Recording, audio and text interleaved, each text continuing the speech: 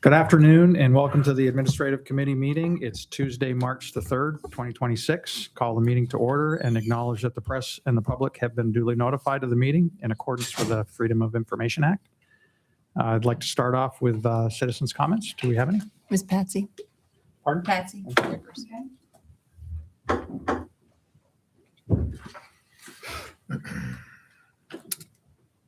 Thank you. I'm Patsy Hyman, 7 Barnacle Road. And I'm here because you all will soon be talking about a compensation study.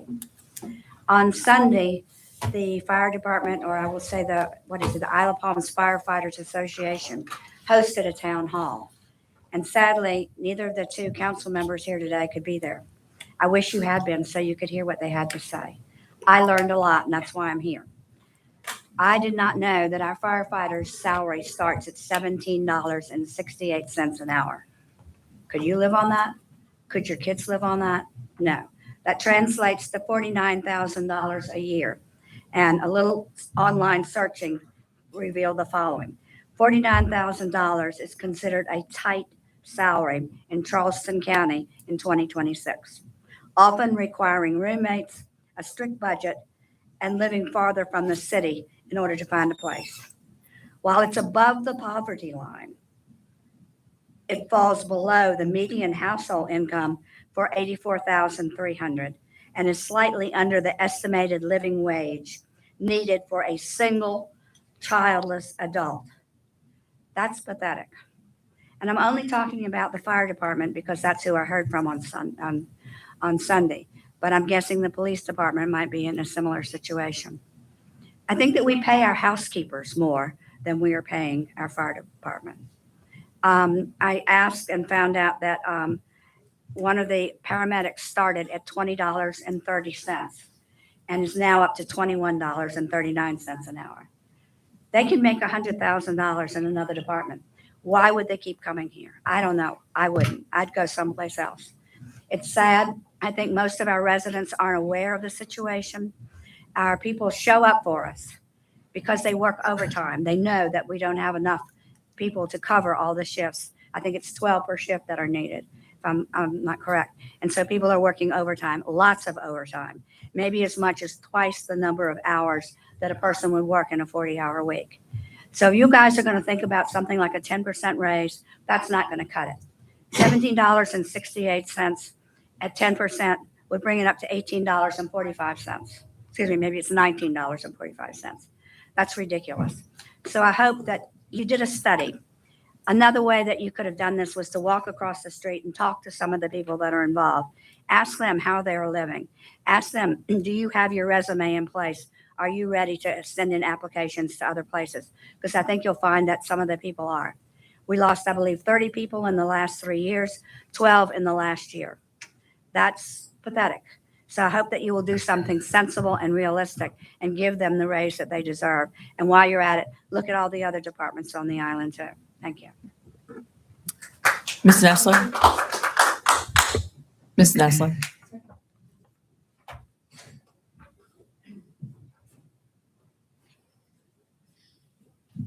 Julie Nessler, 1722nd.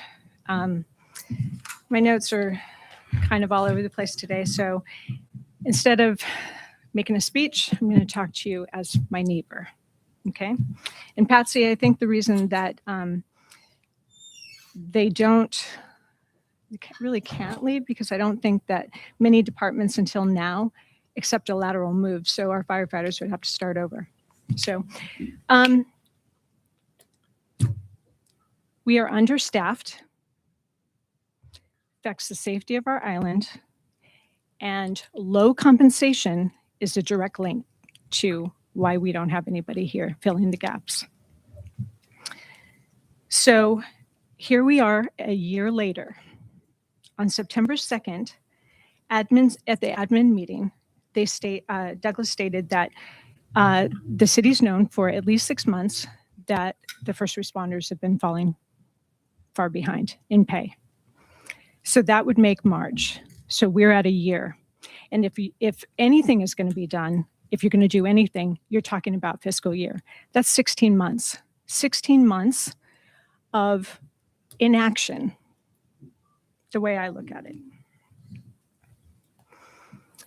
On December 18th of 2023, I addressed these same issues. I sent every letter to every council member. I resent it, what I presented in 23, to new council. I talked about pay falling short. I talked about truck shutdown, which we are currently experiencing. And I talked about the pay structure. So briefly listening to the Public Safety Committee this morning, we're revisiting it again. Nothing's changed.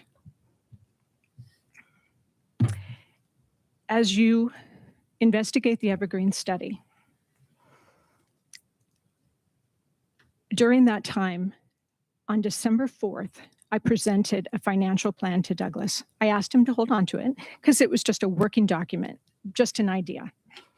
I then at last city council meeting asked, I told all of you, and I said, you know, he has it. And I'm curious as to if anybody on this panel has read it, because I will tell you the plan that I put in place is not raising taxes and would buy you your fireboat and would actually pay the first responders, and it wouldn't have to, and it's perfectly legal. I had attorneys look it over, and I would be very disappointed if you guys haven't looked at it yet. Okay? So the Evergreen study does not have incentives put in, as I heard this morning. Ms. Nestler, your 3 minutes is up. If you can. Okay, I'm going to Right. try. May I please have an extended time? You're the chair, correct? Yeah, go. If you could Okay, wrap it. and anybody else talking, is that okay? There's no other people that have signed Okay, up. okay, after Ms. Nestler. I'll be Just- quick. I'll be quick, okay? Patsy already, I'm not even going to bring on what percentage you need to bring it up, okay? We talk about incentives, and one of the incentives is being bilingual, paying for having bilingual officers or first, all first responders on, right? So bilingual being one of them. And it was stated that we would need that for construction sites. So statistics shows that in most extreme cases of stress, fear, or medical emergencies, people who are bilingual often revert to their native language due to it being more entrenched in their brain circuits. And that's so one of those things right there alone, with the visitors that we have coming to this island, I think it would be a great incentive to pay for and encourage. Oh, and fun little fact. My dad's Mexican and has never worked construction. You talk about getting burned with reimbursement. Chief Cornett, I'm going to credit you for you recently spoke on retention and how important it is. And I personally see the officers and firefighters and the work that they're putting in. I would only assume that having somebody that they worked with year after year after year, being lockstep with them in case of an emergency would be an advantage. They're not coming. There was recently a firefighter that couldn't take their position because it would be a decrease in pay.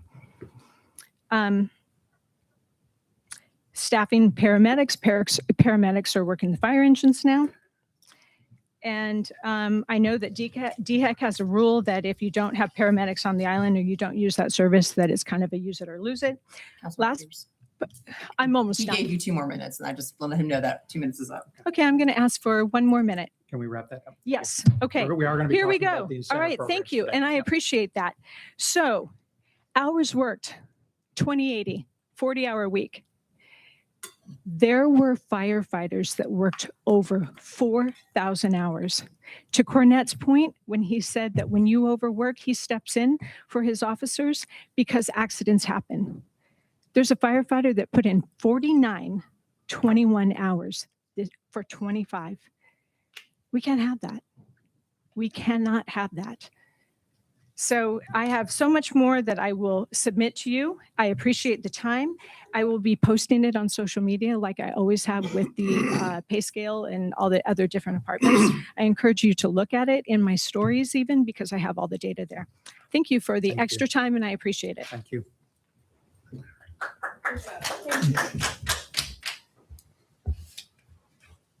All right, next item is the approval of the previous minutes. Any comments or questions? Yeah, I do actually. One is Scrivener's, I know that. And now I can't find it. It was well, I guess I have a question, and that's on the comp study and the incentives. And the last sentence on the first page was both chiefs agree that embracing the recommendations of Evergreen will allow them to properly credit staff for years of service. I'm remembering that different. Am I wrong? I think it was the incentive. It was the plan. incentives plan. The incentives and specifically being able to place them with their years of service on the step that would coincide with what they're bringing to the table. Right, but it was with the incentives, so if we can make a change on that, just make that a little more clear, that's all. What exactly do you want it to say? That embracing the recommend will allow them to properly have incentives on help. Help. To I just want to put utilize the incentives in there. incentives to place new personnel at the proper step based on their experience and incentives to maintain and retain our officers and our firefighters. Thank you. You're welcome. Did I sum that up the way you Thank you. remember it? Reward for So accomplishment. moved. Yeah. Yes. Okay. Motion to approve? Second. All those in favor? Aye. All right. Moving on to the old business. I think we have a guest ready to present the study. And thank you. I know it's been a couple of months in arrears to get here, but it's finally here and we're anxious to go through the material and kind of get up to speed and submit it. So appreciate you walking us through this. Sure. I'm going to go ahead and share my screen. Can you see that? Yes. Yes. Perfect. All right. Well, my name is Allie Crumpler, Senior Consultant here with Evergreen Solutions. I'm excited to present the results of our study to you today. So we will start with an agenda. So what we'll talk about today, we'll talk about our study goals. So why do a compensation study? We'll talk about our internal review and external review, or what Evergreen has been doing as a part of this study. We'll talk about subsequent recommendations that Evergreen is making as a result of these analyses. We'll talk next steps and then answer any questions that you may have. So for study goals, why do a compensation study? I'm sure you're well aware that your most valuable asset and your biggest resource are your employees.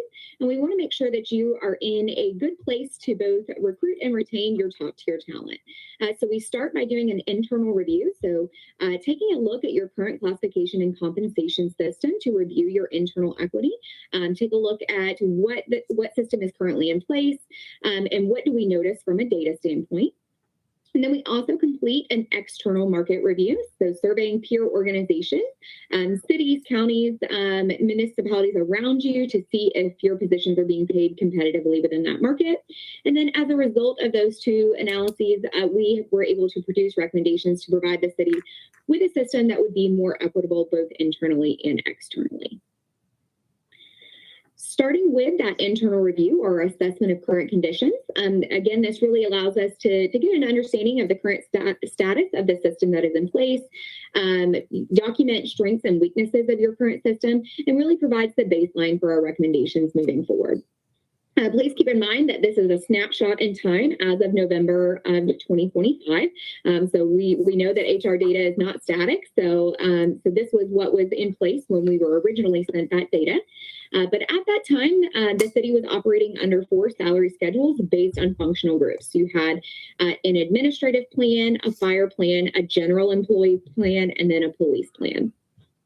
Your public safety plan, so for fire and police, are step plans. So you have a minimum starting salary and a maximum earning salary. And then there are set increments or steps for how employees would move through those plans. Your general and administrative employees are on an open range plan, which means they still have a minimum starting salary and a maximum earning salary, but then they are more open to moving in between those two parameters. Overall, across your 4 salary schedules, they are consistent in design regarding midpoint progression. So a midpoint progression is the distance from the midpoint of one pay grade to the midpoint of the next pay grade. We like to see consistency there really for upward mobility. And so as employees look to promote and move through their careers with the city, it's a consistent earning potential for them. And then there are also consistent range spreads. So a range spread is that distance from that minimum starting salary to the maximum earning salary, and really the earning potential for positions within each pay grade. And those are consistent across all of your pay grades in each of your plans. So we're looking at a very good, well-structured plan already, which is great. If we move on to look at salary distribution within your pay ranges currently. So looking at your employees, your overall average tenure for employees that were included within your data set is roughly 9.5 years. But if we look at median tenure, that's roughly 3.8 years. So average tenure, you're looking longer tenured, roughly 10 years, but the majority of your employees are concentrated around that 4-year mark. So we are looking at some newer tenured folks. And roughly 75% of your employees are compensated below the midpoint of his or her pay range. So that makes sense. If we're looking at advancing employees based on a tenure-based system at some point, or, at somewhat, that since we're looking at the majority of your employees are concentrated around that 4-year mark, it would make sense that the majority of them are below the midpoint of a pay range. However, we do have 3 employees that are currently compensated above that published maximum. So this just tells us that maybe we need to look at updating your ranges a little bit to make sure that all employees are operating within those ranges. If we were to break your pay ranges into quartiles and look at where your employees are concentrated within your ranges, so quartile analysis, we're breaking that into 4 parts, looking at each part individually. You can see that your largest quartile or largest concentration of employees is within that first quartile. So the majority of your employees are within the first 25% of his or her pay range currently. Overall, average tenure does increase as we move through the quartiles. So this does suggest that you do have a good relationship between tenure and pay currently. However, there are 4 pay grades across all of your plans where tenure does decrease from one quartile to the next. So this does suggest that there may be a small amount of compression occurring between newly hired and more tenured employees. And again, this is only a data standpoint, so I'm sure there are reasonings why those employees were brought in where they were, but just something for us to know that there is some compression that's occurring there. Allie, can I ask a quick question before I know the questions are at the end? Are you seeing that more in the police and fire or in, that compression?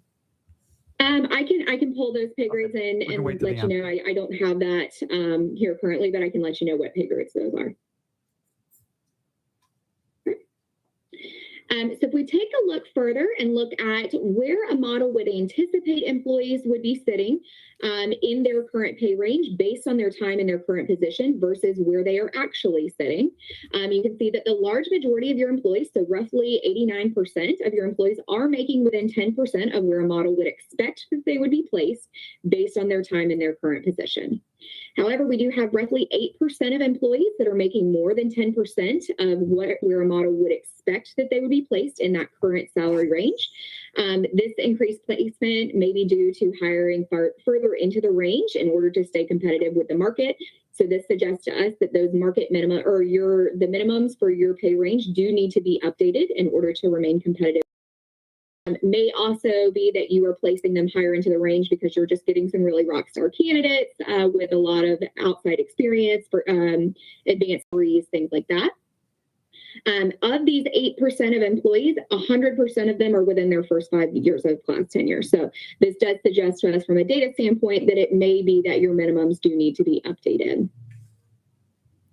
You also have 3% of employees that are making less than 10% of where a model would expect they would be placed.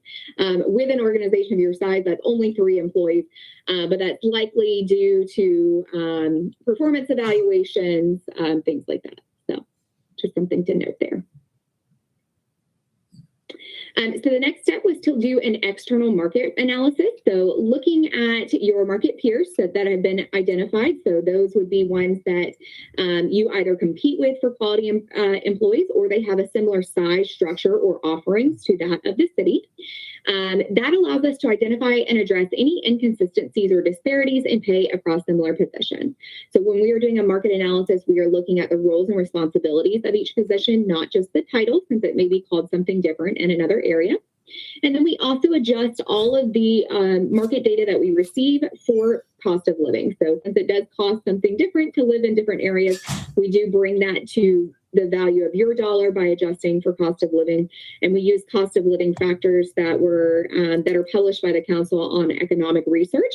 They put a lot of analysis into coming up with those numbers. So they're pricing out a pound of ground beef, a carton of eggs, housing prices, healthcare costs, things of that nature, to come up with those factors that we've adjusted those numbers by. So if we take a look at the peers that we solicited data from, so this list was collected in combination with your executive leadership team and also recommendation from Evergreen. I think a few of these peers were also used in your last study for consistency. So we did solicit data from 20 peer organizations and did receive a response from the 18 peers that are shown. You can see that we are looking at, some peers that are outside of your immediate area, just so, we're making sure that we're getting a well-rounded data set, but that also makes sure that we're looking at those cost of living factors, since, some of these would have quite a bit of a different cost of living factor than what your city is currently experiencing. So if we take a look at the metric data that was provided, so we did receive a response from 90% of your people within the study. So, and we received sufficient matches for inclusion for roughly 83% of those. So when I say that sufficient matches for inclusion, what I mean by that is that we look to receive at least 5 quality matches per position. So again, we're matching on the roles and responsibilities of each position. If we don't feel that it is a good match, we would exclude that. If we do not receive at least 5 matches, we would say that those are not statistically significant, and we would exclude those from the overall analysis. We would also exclude a match if it has more than a 40% differential. So however your peer is paying it, if it's more than 40% more than you or 40% less than you, even though we felt that it was a good match based on the roles and responsibilities, there's something about how that peer is valuing that position that we would consider that to be an outlier, and we would not include it in the overall analysis.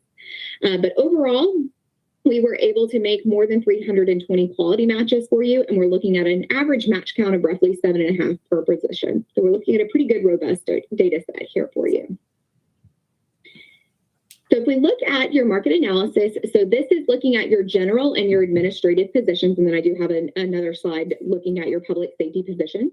But if we look at the average, so straight averages, your dollar in comparison to that of your peers, not adjusting for cost of living at all, you can see that for those general and administrative positions, you're roughly 5% below at the minimum. So keep in mind that these are your average pay ranges, not individual employee salaries, but we're looking at ranges here. So roughly 5% below at the minimum. If we look at the midpoint, so the midpoint of your pay range is roughly 6% below that of the midpoint of the pay ranges for your market peers. And then you're roughly 6.8% below at the maximum. So maximum pay ranges for your general and administrative positions, roughly 7% below on average. You can see if we adjust those numbers for cost of living and distribution along a bell curve. So a 50th percentile would put you right in the middle of your bell curve. So half of your peers would be paying more than you, half of your peers would be paying less than you. You can see that you're actually a little bit further behind once we adjust for cost of living, because we have some peers that have a higher cost of living and they're paying more than you. So it's kind of a double hit here. So at the minimum, you're roughly 8% below once we add in those cost of living adjustments, roughly 9% below at the midpoint, and roughly 9.7% below at the maximum. So you can see here that we do get further behind as we go from the minimum to the maximum. So your pay ranges are slightly more competitive at the minimum of your pay ranges, but you do lose ground toward the maximum end of your pay ranges because your average range spread, so again, that distance from your minimum starting salary to your maximum earning salary, or really earning potential across your positions is slightly narrower than that of your market peers. So the average range spread for all of the peers that were included in our data set is roughly 51%. Your average range spread is roughly 47% across all of the positions that we surveyed. So you're slightly narrower. That's why you're losing a little bit of ground as we go towards those maximums. If we take a look at your public safety positions, so, specific to police and fire. So again, straight averages, your dollar in comparison to their dollar. You can see that at the minimums, you're roughly 2.5% behind. If we push that to the midpoint, so the midpoint of your pay ranges in relation to the midpoint of your peer pay ranges, you're roughly 4.7% behind. And then at the maximum, you're about 6% behind. If we push that to include those cost of living numbers and adjust for distribution along a bell curve, you can see that you're actually in a slightly better position here for those adjustments in relation to those market peers. So you're about 1.5% behind at the market minimum, roughly 4.2% behind at the midpoint, and then about 6% behind at the maximum. So again, your ranges are on average slightly narrower than that of your market peers. So you are continuing to lose that ground as we go from the minimum to the maximum.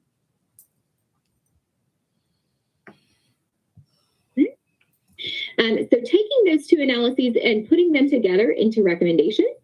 So we would recommend that the city implement updated pay plans for your general, your public safety, and your administrative employees. We would recommend that the city assign all classifications to pay grades based on internal and external equity, and then implement your new plans using a defined implementation strategy. So we'll go through each of these. And so this is the proposed pay plan for your general employees. So we are proposing a minimum start of $41,600. So that is a minimum start of $20 an hour. We have maintained the structure of your current plan. Since you already had a good structure in place, we maintained that structure and just updated that for your ranges to be more competitive within your market. And we did update this to be competitive at the 50th percentile within your market. So looking at your proposed plan for fire, so we are recommending a proposed minimum of $53,045. This is updated to be competitive at the 60th percentile of your market, so making you a little bit more competitive than the median of your market, pushing you along that bell curve just a little bit.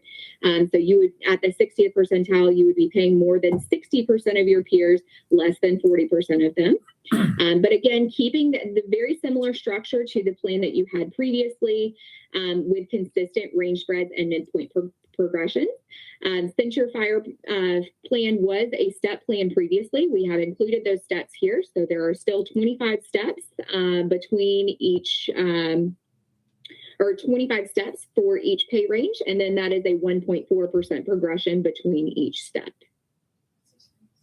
So we look at your police plan, very similar to that of your fire. So again, updated ranges to be competitive at the 60th percentile of your market. Again, consistent range spreads and midpoint progressions, keeping in line with the current structure that you have. Again, 25 steps for your police, the positions within your police plan, and a 1.4% progression between each step. The last plan is your administrative plan. Again, maintained the structure of your current plan, just updated your pay grades to be more competitive within your market. This one is updated at the 50th percentile, so similar to that of your general employees. And here, this is starting with your assistant directors and deputy chiefs, and then moving up through your city administrator. So if we move on, discuss how to move employees into those new plans. So we discussed quite a few options with your leadership team, but there were a few ones that we centered our discussion around, so I have those for you today. The first is bring to new minimum, or putting employees on the next closest step, which is exactly as it sounds. So bring to new minimum is just going to make sure that employees are within the new bounds of the new pay plan. But if they are already within that new proposed range, no additional adjustment would be made. If they're on a step plan, they would just be placed on the next closest step. Bring to new minimum is, we only like to include it if that's all that your budget will allow, because it's going to create additional compression. It's just going to make sure that everybody is at least at the new minimum, and then no additional adjustment would be made. So we usually only include it because we use it as the basis for our other options. So the next option is looking at current range placement. So this is realigning employees into the new ranges by maintaining their placement within the pay range that they have currently. So since the city already has a good performance evaluation system, since we are maintaining the structure of your plans, we felt that current range placement was a good option for you to make sure that employees are maintaining the placement where they are, and they're not losing any increases that they may have received through excellent performance. The third option is a step-to-step option. So this is for your public safety. So within that step plan, we would realign employees into the same step that they are on currently within their current pay plan. So if they're currently on step 2, they would be placed on step 2 within the new pay scale. So there are costs that are associated with each of these implementation options. So you can see here, we are recommending the step-to-step option for your public safety employees. That would adjust roughly 55 employees with roughly a 7.3% adjustment on average across all of those employees. For your general and administrative employees, we are recommending a current range placement option. That would adjust roughly 40 employees with roughly an 11% adjustment on average. Please keep in mind that these estimates are to base salaries only, so this does not include any fringe benefits or additional markup to salaries, incentive pay, things of overtime, things of that nature. But if we were to do step-to-step for all public safety employees, and then the current range placement for general and administrative employees, the total base salary estimate for that is roughly $638,000. Evergreen does recognize that budgets are not infinite, so we may need to put some budgetary caps in place to make sure that it fits within your budget and is sustainable for the long term. So we have also added a discounted range placement option. So this would only affect your general and administrative employees. So your public safety employees would still receive their step-to-step and be placed on the appropriate step within the new ranges. Discounted range placement is the same option for as what we discussed previously, but it has a 15% budgetary cap put in place. So this is capping movement at 15%. So no employee would receive more than a 15% adjustment unless it takes more than that to move them to the new minimum of his or her pay range. We felt that this was necessary for positions that receive significant market adjustments. So where we significantly increase the pay grade for a position to be responsive to the market results that we received. So they're already receiving quite a bit of an adjustment because of those market rates, and then, just capping them where they would fall within that salary range. So if we capped and no employee would receive more than a 15% adjustment, that would bring your base salary estimate down to roughly $556,000. Further recommendations that Evergreen would make to the city would be to conduct a classification study to further investigate internal equity and to update your job descriptions. So a classification study would be much more in depth, where we would receive employee input regarding their roles and responsibilities or what they're asked to do when they come to work.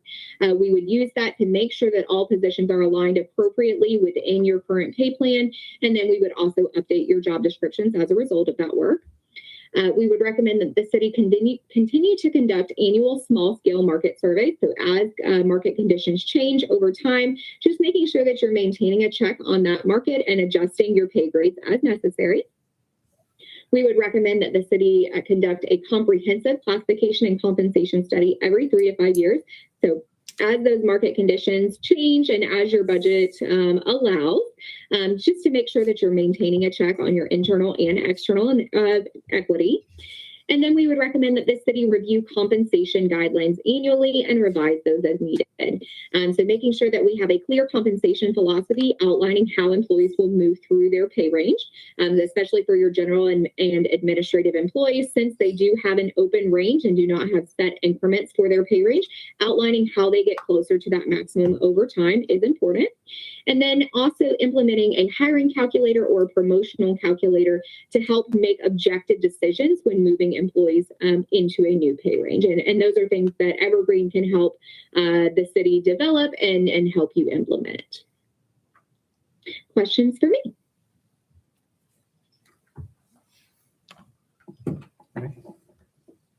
I have a question. I think it's maybe for our team as well. Can you tell us what our current policy is on moving ranges annually? Because, Ally, as I recall, for example, the fire I think had a starting point at about 49,000 in the last go round, and you're recommending that we adjust to the 53 or whatever. Are we adjusting our ranges every year upward? I mean, I'm accustomed to every year, either it's a CPI, you pick some kind of a metric, but those ranges move automatically. Are we doing that or not doing that? And I can't get there on the math to find out if we are or are not doing that. So we did this Talking to year. the microphone. We did this year. We included a COLA of the 2.5%, but we have not done it in the past. So have we essentially lost 2 years of COLA adjustments on our pay ranges? Yes. Did you take that into consideration when adjusting the range penetrations for all of the employees? Or did you? Well, we did not, but we have updated all of your ranges to be competitive within your market. So I do believe that employees were still moving through their pay ranges. You just did not update those ranges to be competitive, but we have updated those ranges now. Right, but if the range didn't move for 2 years, then range penetration is higher because of the entire increase, including the COLA, is considered a range penetration increase. Is that not correct, or? Well, so if they still received a 2% increase, they would move from like 10% to 12%, and then we're still moving them to 12% in the new range. So I don't believe that they would lose that aspect. Yeah, of it. I'm not sure if it doesn't matter. We can address that later. But I guess one of the other questions I have is I have to say I'm actually kind of surprised at the balance of the study. It looks as though the first responders, and by the way, my whole take on this, just to preface this, is we are behind on addressing the first responder pay. The reason that this was initiated in the first place was we really wanted to address this and get the study on board. We're a couple of months beyond our targeted receipt time of when we wanted to get the information. We're just diving into it now. But my initial reaction when I looked at this was and started peeling back the pay structures. One, we're way off on our incentive opportunities for the first responders, and I think we need to address that as quickly as we can. Secondly, I was kind of surprised that, I'm looking at the averages in your presentation, Ally, but when I peel the details back on this presentation and go into the actual assignments of increases per individual and within the public safety organization, I see a $71 increase. I see a $200 increase. I see, these kinds of increases where, if you average them out, it comes out to, I guess, the $4,900. But then I also see that in other places, we're seeing $30,000 increases and things of that nature. So, my take on this, just as initial thrust, I want us to push through on focusing on the first responders, and I want to try to get I think we're going to have some conversation about the incentives, but I would like to walk through some of your assumptions and how you actually compared the peers. The other thing I'd like to address, and I know I'm throwing a lot at you, it looks like a number of the administrative positions and other positions increased up in grade, at least, and some of them 2 grades, which is kind of an organizational change, which I think may be going beyond the compensation study here, but which is another reason why we may want to just take the general and administrative and put it over here for now and really focus on doing what we can accelerate the public safety. I don't know how the rest of y'all feel about that, but I would really like to do that. I don't want to, $71 raise doesn't do much for me. Right. And I think we can wait on a $30,000 raise on somewhere else if we're upgrading, several grades within a position. Yeah, and I think just to speak to that, I think where you're seeing, you're more competitive here in relation to your public safety. I think that was a result of the decisions that were made in the last study. We chose to implement that at the 60th percentile, so making you a little bit more competitive, so you're not as far behind. And we did not do that same approach with your general and administrative employees. So you are seeing that you are further behind because we did not implement a more competitive or aggressive stance within your market for these positions. And we made that decision or you guys made that decision to focus on your public safety previously, because that is an area of critical need here. But I think that is being reflected in your data as well. Okay. And go ahead. Did you have anything? Yeah, I was just going to say, I agree with what Scott said. I think we really need to focus on public safety on this round. And I think about the affordability, and I know we're going to be able to talk about this. This will be a budget conversation that we'll have next week also. But that's another reason that I'd just like to do a focus here if we can now, especially when we dive down into these questions. So totally agree with them. Okay. So can you walk us through in a little more detail how, I guess what I am concerned about too is the impacts, and I'd like to maybe even recommend policy for, to council going forward. I think we need to make sure that our grades are moving forward annually with either CPI or some other metric. Is there a metric that you see out in the marketplace that would be something that we could consider to ensure that happens? Yeah, so it's very common for municipalities to use that CPI, but we can work with you. We can provide that information and put something in, some policy language together to help you make those decisions from year to year. Okay, I think this is kind of a table for another conversation, but we probably do need to understand what the impact on the range penetration has been, because if you're doing parity to parity range penetration or range penetration and our ranges haven't moved for 2 years or 3 years, that's going to really have an impact on this, on some of these recommendations. And we may need to take that into consideration. Again, I want to do what we can to get ourselves extremely competitive and kind of peel back. If it's a compensation issue for the first responders, we need to get all over that. Absolutely, and we can take a look at that. We can also, when you're talking about, being more competitive for your public safety positions, we did recommend a new pay plan at the 60th percentile of your market. But if we want to be more aggressive and look at, budgetary, what it means for your budget to move this to the 65th percentile or the 70th percentile, how competitive you want to be within your market, we can pull those for you as well. So Scott, to your point, and I know we could figure this out, but I think we adjusted the ranges when we last did this, and then there was a year, because it happened 6 months after we did this, that we didn't adjust the ranges. But then the next year we did adjust the ranges again. So it seems like, but we could certainly figure out the years we adjusted them and the years we didn't. I think there's a 6-month period that we didn't, but we could go back and, so is that what you're asking? Yeah, we look at yeah, kind of and we the also last- need to set policy that, I remember last time when we did this, it didn't appear we were moving the ranges with annually. And I thought we'd corrected that, but it sounds like we need to just make that policy and make that that's what our peers do. That's just standard Yeah. operating procedure. I and we think need to we make sure that did, we're doing it. except for when we did not do the COLA adjustment because it was right on the heels of making an adjustment. Correct. But I think what you're saying is go back, figure out if we missed one, account that in to the computation and see if that changes Ally's work to be sure we're not kind of Compounding range penetration. yeah. So I think we only missed a 6-month period, but we can Maybe. figure that out. And I mean, if you go work with back to the Ally. $49,000 in 2023 and add CPI to where we are today, which would be 3 cycles, that would be that's where your base should be already. Well, we did do we're an recommending adjustment. going to 53, and I don't want to get down into Yeah. the weeds on that, but it's just something to look at. But again, more importantly, I think how do we get to the first responder recommendation? Ally, I'd like to see too, you have the 20 peers on one slide.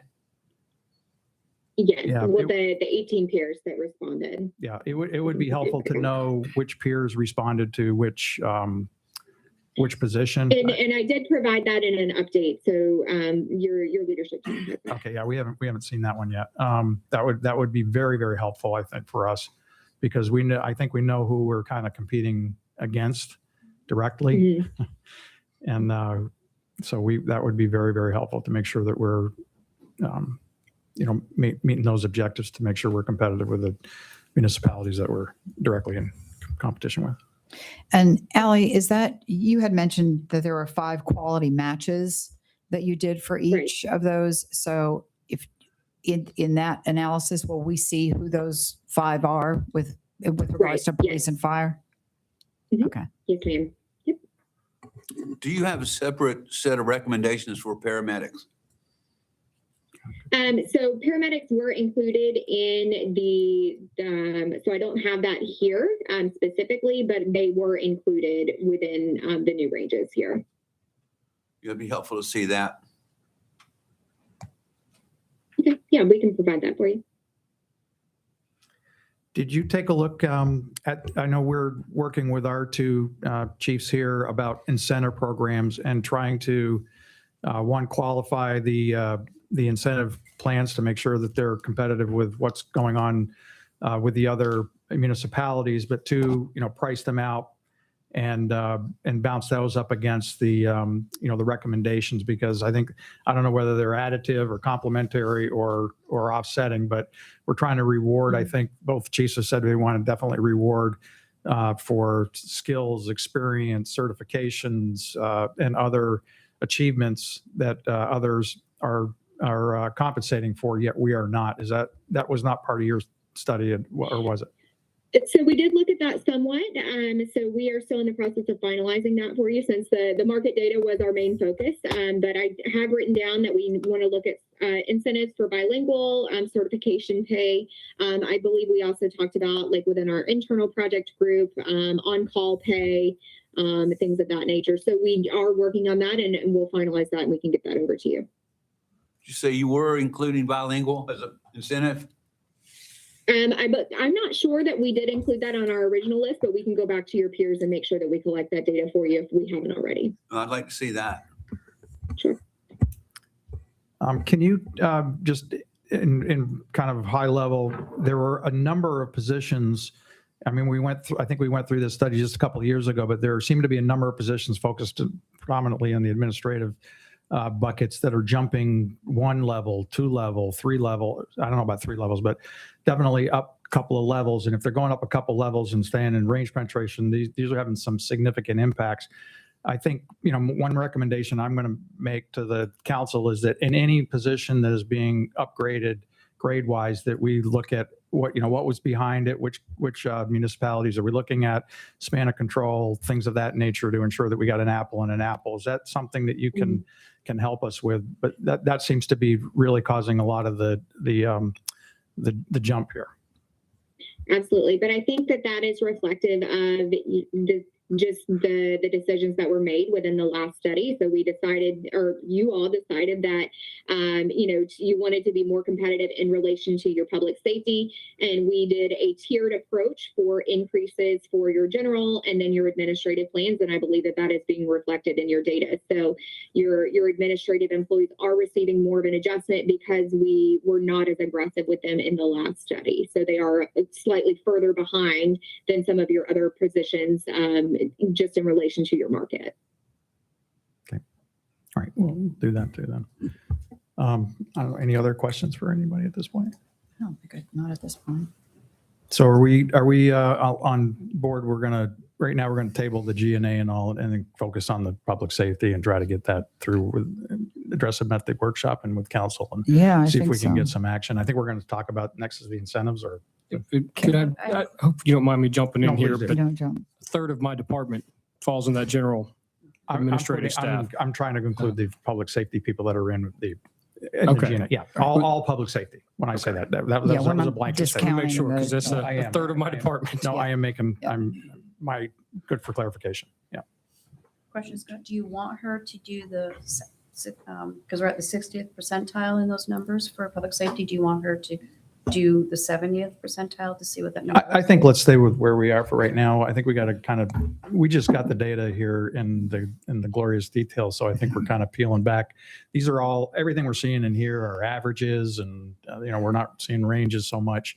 And I think we've got to really look at how do we, when I look at the dollar value of, say, the top 5 increases that are being recommended in the city right now, and that is the equivalent of like 33 fire department personnel, that tells me we're baking the dollars probably more at the top than where we might want to focus those dollars.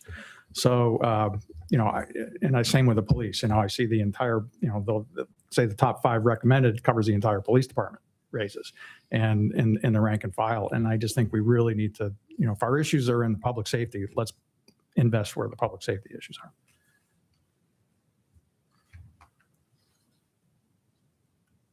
Good. Good. All right. Thank you, Ally. I think more to come. I think you're joining us on the workshop too. So looking Yes. forward to that too. All right. All right, great. Thank you.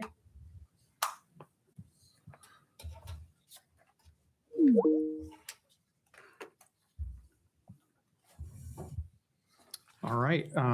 Do we want to talk about the incentives? Is there any update on where we are with those programs and kind of costing those out? Or I know we had some additional information in our packets before we get off the wage and compensation. Do we want to get an updated walkthrough, maybe get some of that up on the board? Is that okay with you too? Yeah. Yes, sir. All right. Perfect. Go for it. You want me to start? Yeah, have at it. So first, let me apologize for not getting the education incentive to you in time to be in your packet. That's the one that was emailed to you yesterday. I don't think I advised that I had the different tabs in my little spreadsheet. I tried to get fancy, and that's what I get for getting fancy. But you did get that email. And what I did was because I wanted us to have some numbers to work with to kind of see how these different options would do. So there's 2 options in that. Sorry, Chief, can you hold on? Is there a way, Joshua, we can get that up on the screen for people to see? Or? 34 of the packet, Joshua. I'm not sure that this part it wasn't in the Oh, this one packet, may so not this be, was the okay. email. All right. Go ahead. Sorry, Chief. No worries. Thank you. The education part, I basically came up with 2 different options. One was just mirroring Charleston County. They give a set dollar amount per degree.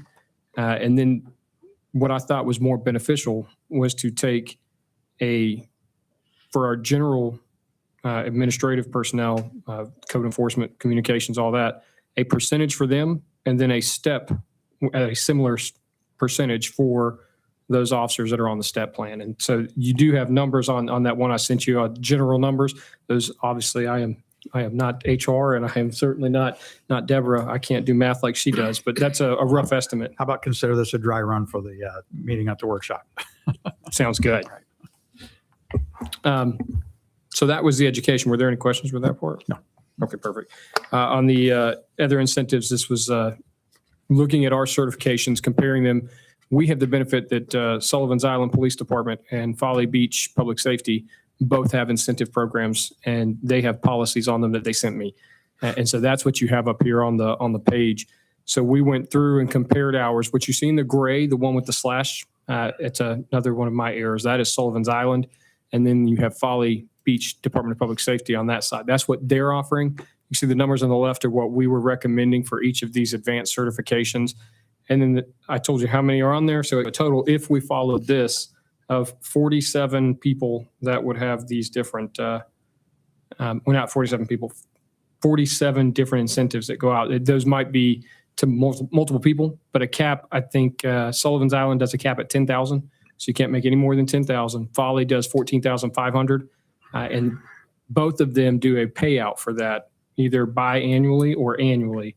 And what the benefit of this is, we capped it at the number of certifications you could have for, like, we'll only take 3 driving instructors.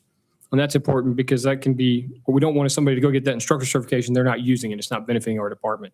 So if we cap it at 3, it keeps it competitive and make sure that they're doing what they're supposed to do, because if they don't, they lose that incentive and somebody else on that wait list can move in. So you have a list here. What I did not have in there was bilingual, and we have multiple people that are bilingual in our department, and they have been very beneficial.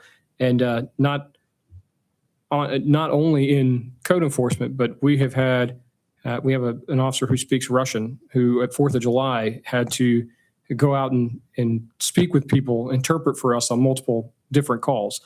So we have multiple people that speak several different languages. So that would be something we would certainly want to add to that as well. Now, are all of these, they get baked into the base? Are they one-timers, a combination of both? Or how does that work, just for everybody to understand So how this? Our recommendation would be that it's an annual pay. And almost like, I really like how Sullivan's Island does it. They say $10,000 is the max you can make, and they will pay that to you biannually. You might get half in June, and then you get the other half in December.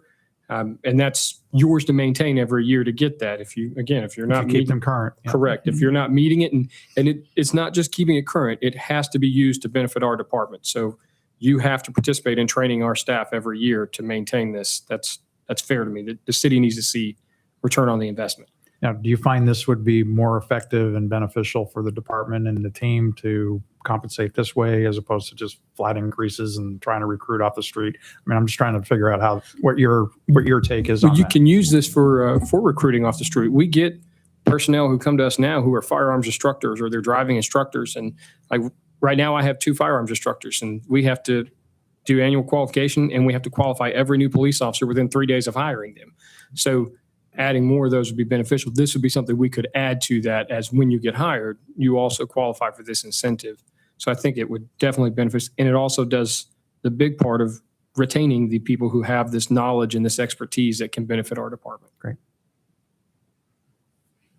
All right. Can you, just to ask, can you bring sort of the updated complete one to the workshop? I think we're going to go through the workshop when Ally's coming back and giving the same presentation. I think this would be very helpful for us to consider at that Yes, sir. venue as well. Certainly can. Any questions or No? Thank you. Jimmy? Anything? All right, Chief, Okay. your turn. Sure, thank you. So one thing I'd like to mention before I start with the incentive piece is we had a conference call with Fairfax in Northern Virginia and said, hey, how do you navigate this? What are some of your challenges? What has been something that you found successful? And so, for example, to your point about putting those mechanisms in place so we don't get here again, how could we potentially do that? And that was a big part of that conversation. So, they used basically 90% of the market. And once, let's say, 3 positions within that department fell out of that 90% range, they would be able to say, hey, pull the trigger. We need to adjust. We are below where we need to be. For example, on public safety, what Evergreen provided was, 60%. So, an opportunity for us to consider could be, how we work these potential incentives with, do we increase, to your point, you asked, Chief Cornett about that, about do we increase that percentage from 60 to 70 or 80 or 90? So that's something to consider. That's one way to do it. It does make it maybe a little simpler for some of the budgeting if it's, if we're that far above market or that competitive. But for example, to the incentive piece in our hiring, in our interviews, we get that a lot. I have, this degree or I have this certification. Is there an incentive for that? And we obviously say, no, we currently don't have that. And so in public safety, in fire department specifically, police as well, like Chief said, it's these extra pieces of education you have to maintain. And so you're bringing that value to the city. So there's a lot of value there. But if council wants to consider, okay, maybe 60 percentile, okay, what does it look like at 70 or 80 or above? Maybe that is something that could be considered, because we want to have the ability to retain our employees and then recruit the new generation. And we had a phenomenal candidate, a firefighter paramedic from the Northern Virginia, Maryland area. And they would have to take a $22,000 pay cut to come here. And they've been in the business just a year or two. And the cost of housing is a little bit, more expensive here as well. And so we did not get that candidate. They were highly interested. We'll probably see them in the local area and one of our competitors. But at any rate, incentive pay, I'm glad we're talking about it, and I just can't thank you enough for entertaining that opportunity, along with the Evergreen study. Both of these would be impactful levers, as you mentioned before. Now, do you have some kind of a schedule like Chief might have that can kind of, So similar. So in your packet, you'll see that we have from the fire department the justification for the incentive pay and kind of how it lays out and how we look at it.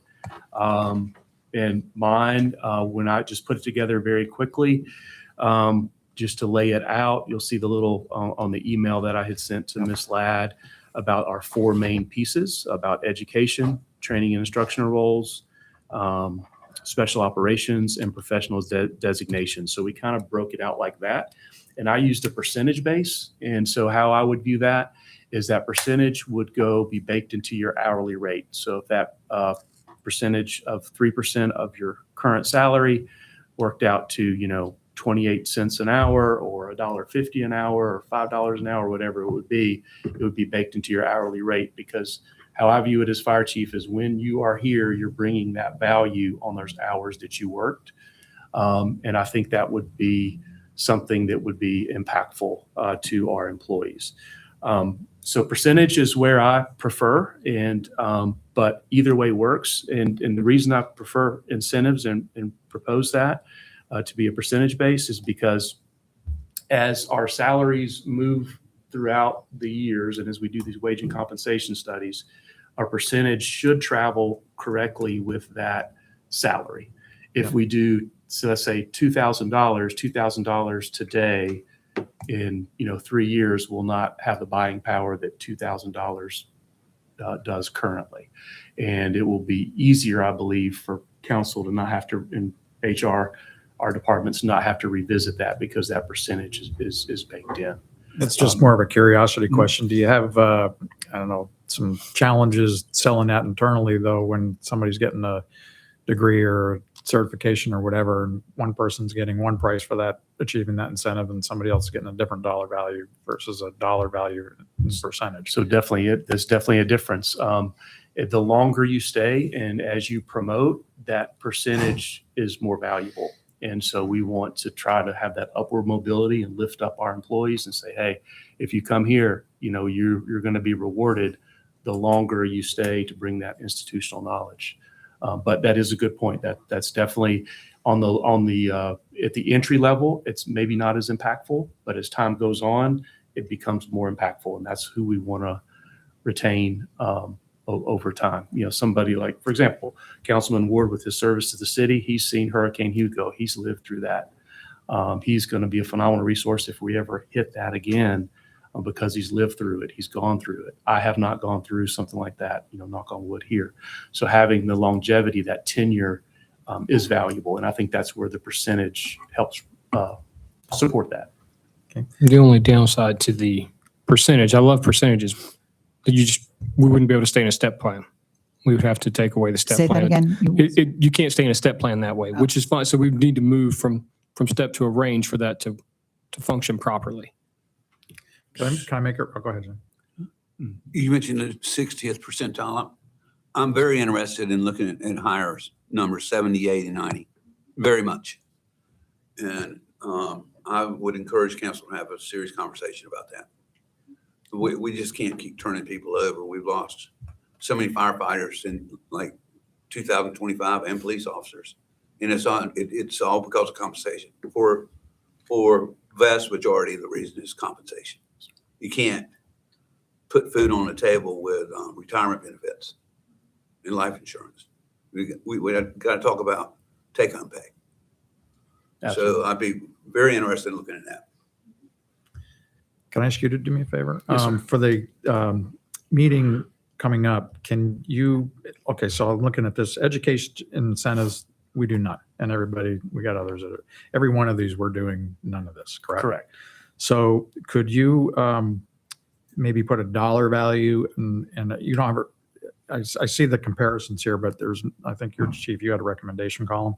It would really be helpful to have a recommendation column with the dollars and the percentage maybe, just so that that way we can sort of cost it out. Sure. Okay. All right. Anything Anything else?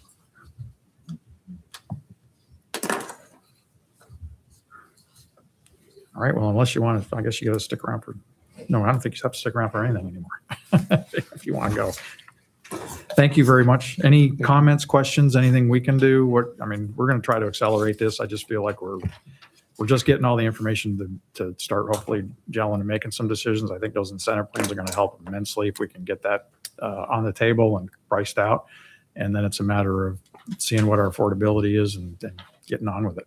Finally. Absolutely. Yes, sir. And I, to Councilman Ward's point, that might be a good tool to compare at the, 70, 80, 90 percentile with the incentive program when you're sued, the dollars you're asking for, what it costs. And then you could really compare apples to apples, as you stated. So I highly support that and recommend that Evergreen's able to do that. I don't know if Why that can don't happen. go ahead and have them take a look at the 70. If you want. Yeah.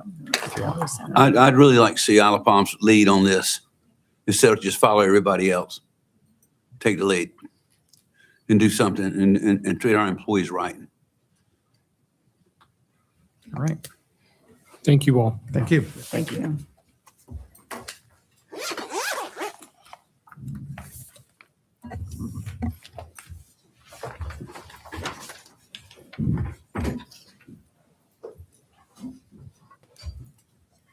Okay, next on the agenda, discussion of code of ethics and conduct.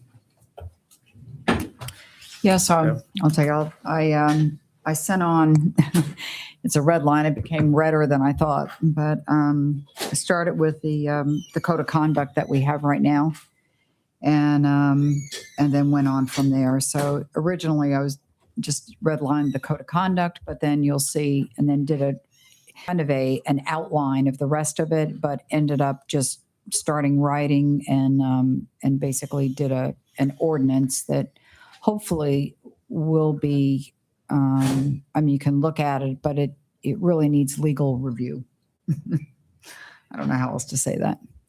Is that the next step, Bev? I think that's the next step. Yeah, I think going to legal review and then coming back, I would imagine here after legal review before it goes to council. I mean, I would think we would need either to, make changes to it at that point or make a recommendation and move it forward. That would be my I'm all for that. My thought. Douglas, is that okay? Or It is. Thoughts? Yeah. is there anything in here that's of concern or? So Bev, if it seems as though the majority of the changes are what happens when we receive a complaint, correct. right? And then it kind of walks you through, you receive a complaint, what happens with that complaint, appointment of the hearing officer, the hearing itself. Yeah, I really try to preserve the integrity of the code of conduct. I did make some changes on it. If the language was loose, I'll call it loose, and try to tighten it up a little. But most of it was preserved. Yeah, But- I don't, the only other, I know that the state constitution talks about removal, and I don't know, but that's a Well, that, legal thing of what you can right. request that they Right. resign. Well, and legal will need to look at the appeal process if there is any. Certainly, only under the state can you remove a council member. You can't, So depends on what sanctions we have, but that try not to go down that path. Yeah. That'll be up to council. So in that process.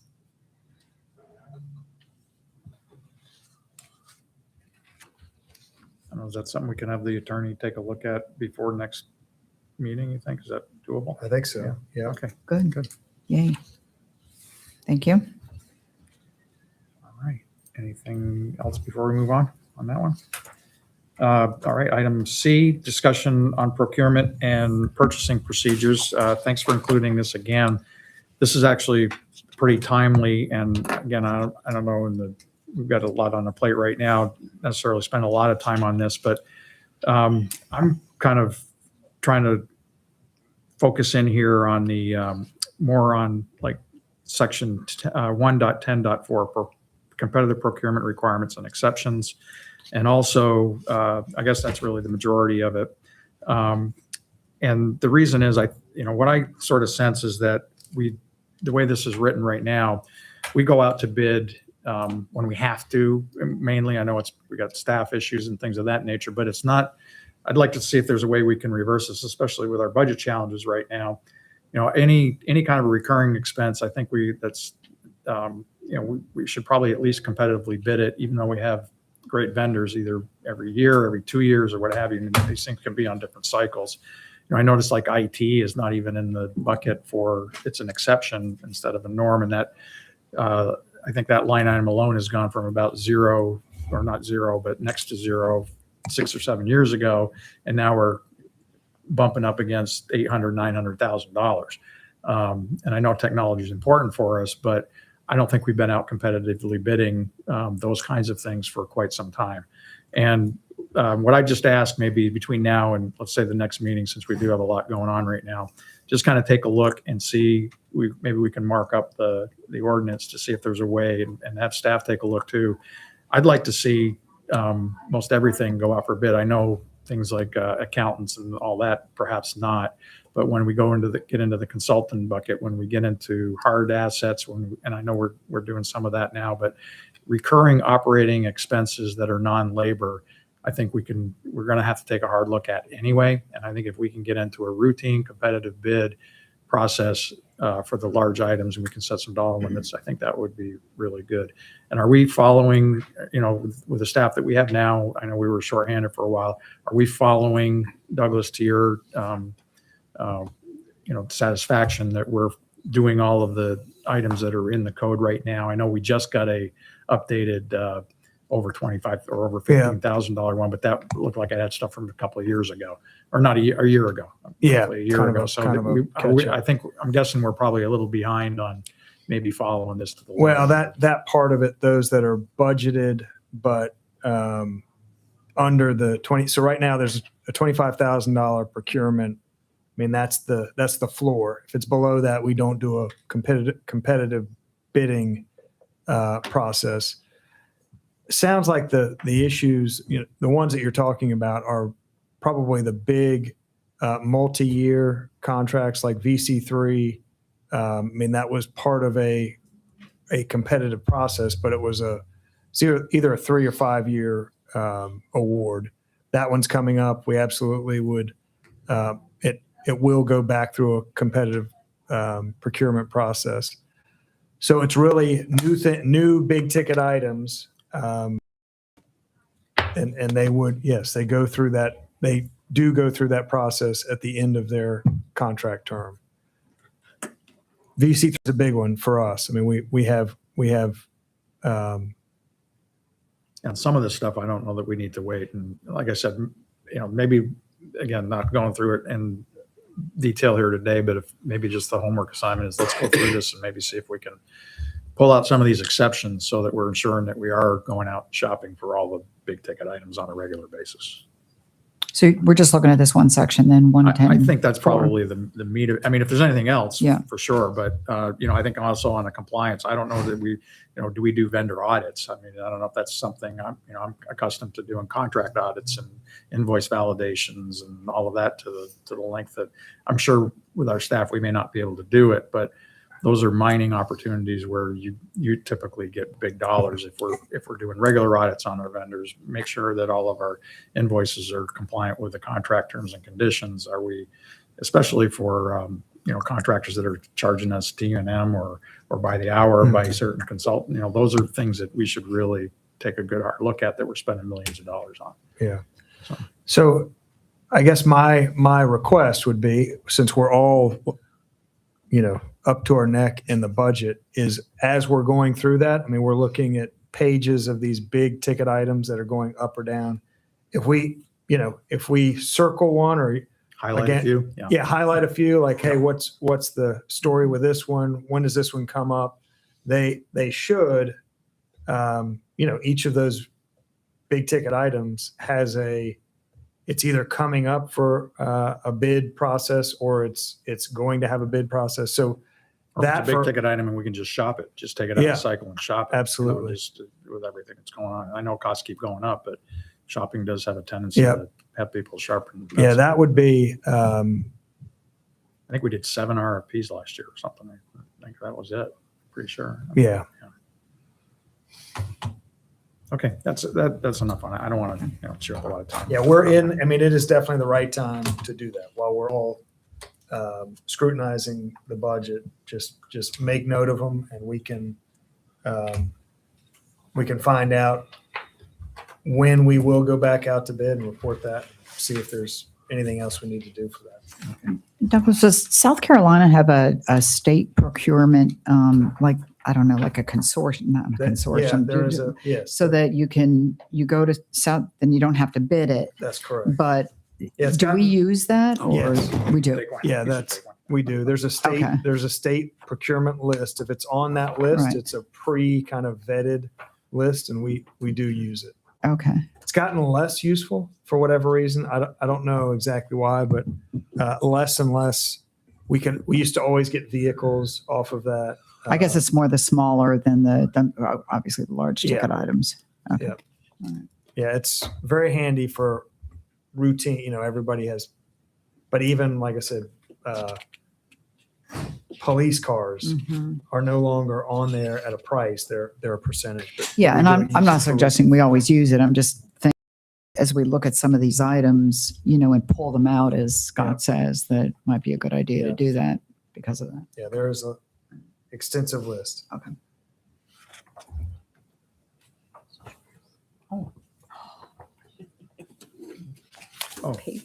Next item, review the budgets. Thank you for this paper. You're Um, Now reader glasses too. So as we go through this, I'll just go ahead and note that we did bake some evergreen study percentages in these budgets. They're not to the tune of what they were recommending, but it was one of their recommendations. So their recommendations changed a little bit since we plugged these numbers in. So when you see these, you'll see that there are some evergreen percentages included, as well as COLA and merit for scheduled for January 1st of 2027. Just want to make that note. So the first page you're looking at is the mayor and council expenses. There are very little expenses that hit this department. One of the largest changes from year over year is the insurance, and the city has a special modifier that drives our insurance rates, and it's depends on the number of people, the number of incidents, and the number of claims. So that number is driven. That is an estimate right now because we haven't received our letter of what our modifier will be just yet. So hopefully it'll be less than the 5.7 that we're presenting, but that may change. We don't know yet. The only other thing that's mentionable in the mayor and council department is, there's an election every other year, and we're budgeting that every other year. This year, our forecast kind of doubled what we budget because there was a runoff. Anytime there's a runoff, of course, they have to charge you the same thing that they do for a regular election. So you'll see that change. On to page 2. This is the general government. We're currently forecasting, we had a position in there for the beach resilience person. We have not filled that position yet, so we're going to decrease the forecast because we don't assume that we will hire that person. We put it back in the budget for FY27. We don't know if that is something that council will like to entertain. We talked about it a little bit, but right now it's in there. May come out later on as we continue to analyze these numbers, but as of now, it's in there. Line 28, there are, to Scott's point, we have a contract with VC3. We met with VC3 and VC3 makes recommendations of what they think that the city needs due to aging equipment.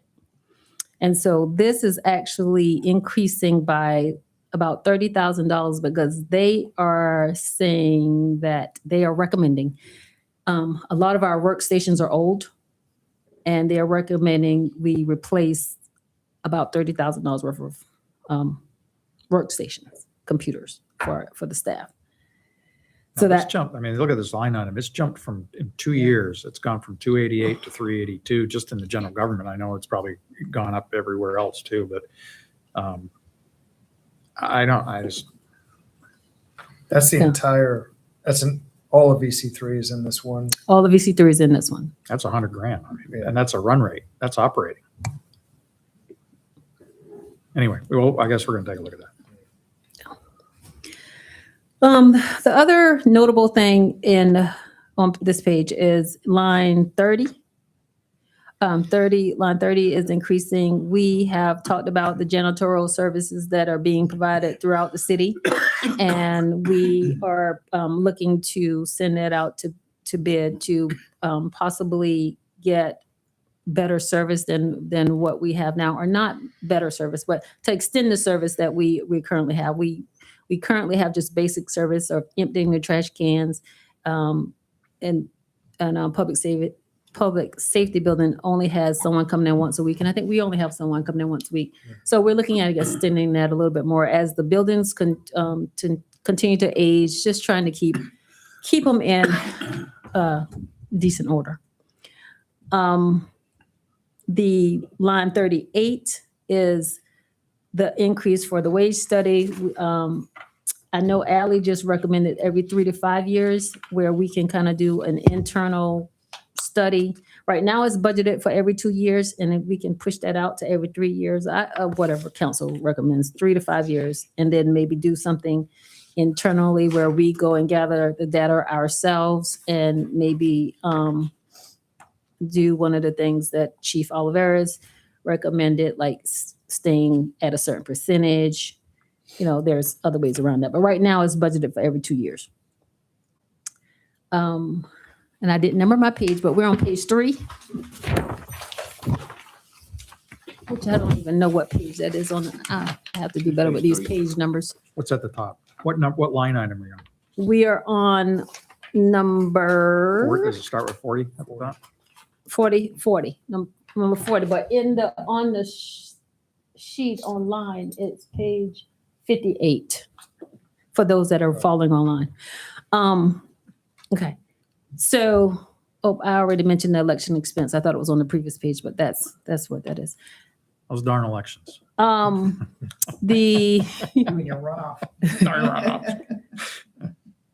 rough. so capital expenses for the general department, we went over that last month. The only thing the general department is asking for is it totals $150,000. It's to replace the metal doors and to modernize the elevator. I'm sorry, Deborah, what line item are you Where are on? you? You're over on Well, capital? it's actually not. It's line 43, but there's capitals are showing other places. I just want to make mention of Can we go those. back to 40? Yeah. Again, I look at 25 actual 108, and now we're up at 245 in 2 years. What's driving that? That is the last thing that was added last year or this year that we're in. That was the federal Lobbyists? lobbyists of $96,000. Half of that is paid for by the water and sewer, and that hits a miscellaneous income line in our income, in revenues. You should have just kindly said, Scott, read the notes. No. Well, some of the notes need Read to the be, notes, Scott. We're- some of the notes need to be Sorry. updated. Sorry about that, Deborah. No worries. Okay, as we continue to move, we're just trying to note anything that has substantial changes in the budget. So line 50 is a line that we budgeted $125,000 this year. And that's because we were trying to do a lot of the major repairs. Well, not major, but we were trying to do substantial repairs to this building, which are split. The cost is split between the general and building department. And next year, we're just going to take that cost back down to the percentage of the appraisal of the building, which it's like 2%. And that cost is split between building. So that's why that's going from 125 down to 30 for next year. Because we hope to get everything done this year and, exhaust those funds that we budgeted for. And then hopefully we can just maintain the building until council decides that we'll have a new city hall. So the cost of the fixed assets of building, is that historical cost or is that taking consideration accumulated depreciation? The, 2%. no, this is not taking into consideration depreciation. It's It's just the historical appraised, cost. yes, Appraised appraised value of the building. Appraised value? Yes, it's just a percentage of the appraised value Percentage of appraised value. And how often are those appraisals done? every year. At least the insurance company Yeah. comes out and do an appraisal every year, once a year. So that changes. Okay. There aren't really any other, on this page that we're reviewing, page 58 for the people online and page 3 for us here, there aren't really any other expenses that are abnormal to what the city normally does. These are kind of either staying flat or like 1% increase over what we did this year. We're budgeting this year or projecting this year. Page 4, which is page 59 online, that would be line 71. There's a small increase there just because we put a little extra in there, and this is just a recommendation. We don't have to do this. This is the country's 150th anniversary, so for independence. So we put a little extra in there for other celebrations other than maybe increasing the fireworks show or something other than the fireworks show. Just a recommendation, doesn't have to be, adopted. The line 73, of course, is driven off of the revenues. And so we're anticipating revenues to increase. So this percentage of tourism promotion, that line will also increase. Now, section 76. I'm sorry, Deborah, this is just the swivel in and out. Yes, the 30% kind of And that Coming out of- money comes to us, we write checks and it goes out. yes, to Comes in, CVB. Goes right out. Yes, that's correct.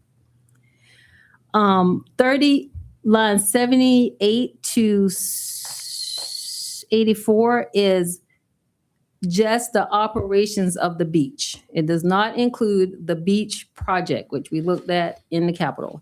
The beach project, of course, we are anticipating that to be about $14,500,000 for FY27 because about $6 million will hit in FY26.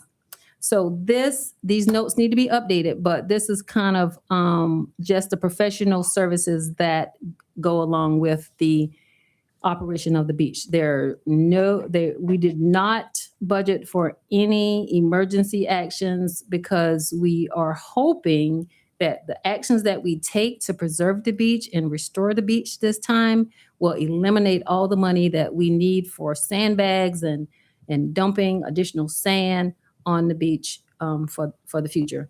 And just to note for Councilman Miller, in the past, our budgets were only projected out for like 4 years. We're doing it to extend to 2036 so that we can see the effect for the next beach project. Perfect, thank you. Can I ask a question on line, I guess it is 82? We've got the spike this year, but why would we have is there and I think between 26 and 27 in the professional services, but it seems like we're running it out all the way out there. I think our monitoring is only 100 a Well, we have some walkovers in there that we normally budget. Now, This is coming out of the beach fund or coming out of this is the beach preservation fund? Beach Preservation Okay, Fund, all right, yes. okay, never mind. Yes. Yes, that's what, this is the Beach So this is Preservation more than Fund. just, oh, this says professional services. So this is non-capital operated, That's correct. going to a professional service group? Well, it's, normally it's normally the people that are consulting. Yeah, and I'm seeing where I see the 575 for a potential beach project management fee. of Yeah, offshore those project. notes need to be That's updated. the one time I get that for 26, 27 straddle, but I'm just wondering why we would pay that. I mean, I didn't know that we would need that much every year going forward. Now, I only have, I do have monitoring, I have the Moby mats, and I have some walkovers in here that the notes don't include. So my notes definitely need to be updated. But the Moby mats and stuff wouldn't be pro services. That'd be like a maintenance or that'd be more. Right, either- that should be in my non-capital too. Yeah, Yeah. I mean, So that needs to be rectified, yes. We will have, well, I would expect that we would have growing, design, permitting. Is that going to should happen be- this year I think that would happen the upcoming fiscal year. in 27? Yeah. Okay. So that would stay in there, but I don't think that would be 575. Anyway, Right, I maybe think- yeah. maybe take a look and see if you got a mix of capital and consulting in here. Right. Yeah, to go out the, For sure, the monitoring should stay Yeah. there because they're doing that. I think that would next, be what are it. there, 2 more years left in that agreement? I think so. This is 2 more years ago. So I make sure these future years look good too. But we will have monitoring after that. Right, monitoring will continue forever and ever, Monitoring right? will continue, but the existing contract would be up in about 2 years. So I'm sorry, here's the education of Bev. What's the monitoring agreement? We have to every year monitor the beach Right. as a condition of our permits. So And for our own benefit. who do we contract with to do Right that now, then? it's CSE. It is And CSE, I okay. think they're 3 years Okay. into a 5-year Okay. agreement. Okay. But at the expiration of that agreement, there would need to be, if it's not CSE, there would need to be somebody Something. doing. Yeah, we need to the budget something for that. Yep. Okay. Let's see. Okay, that's all I have on this page. So page 60 for those online, what are we on, the left? On the last page? Nope. No. We're on, Fiscal legal? yes. The only thing here to mention is, well, really nothing because it's all related to salary, which of course that will change, I'm sure, somewhere down the line. So this is the last page, and it is the building department. Aside salaries, the only thing to note is vehicle maintenance is going to go down because we are anticipating purchasing a new truck. So with the new truck, we won't have as many repairs. And then the software line 27 is going to go down because this year they purchased some software for permits, building permits.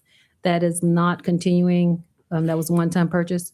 There's, of course, monitoring support with that software, but that allows that line to decrease.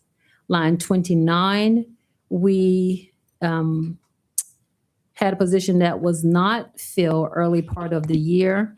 And so the city did some outsourcing for an inspector contract. And the position has since been filled. And we will no longer need that outside contractor.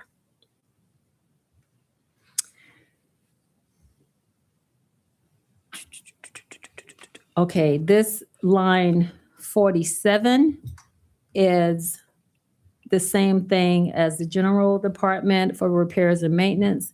We're going to decrease that back down to the 2% of the appraised value of the building, which is half goes to general and half comes to this department. So that's that $95,000 reduction.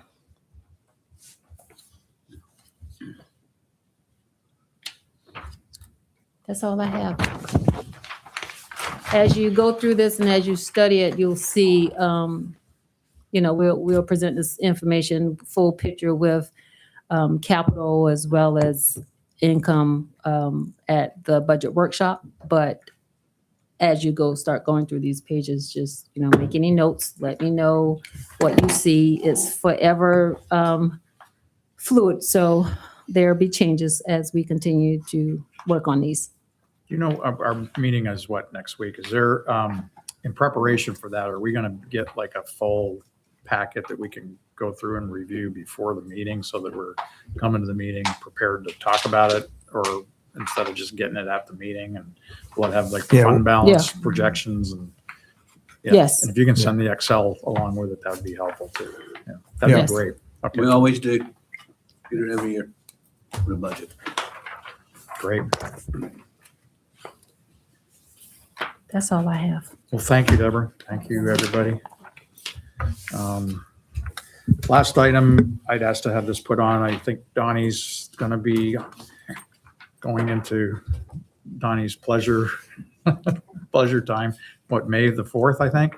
Yes.